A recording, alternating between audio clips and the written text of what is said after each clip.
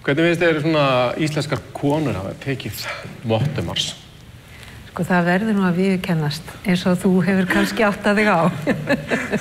Það nú svolítið skipta skoðanir, en ég held að flestum konum finnst þetta alveg rosalega flott.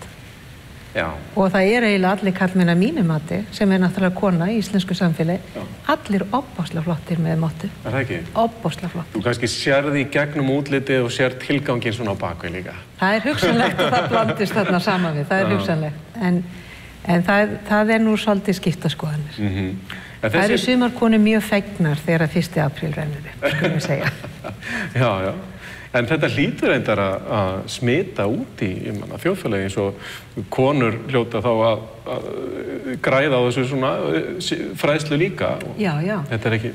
Já, og mikið af því sem við erum með í boði hjá okkur til dæmis á ráðgjöf þjónustu Krabbameinsfélagsins eða 7 þjónustuskrifstofum okkar landið sem við styðjum við reksturinn á.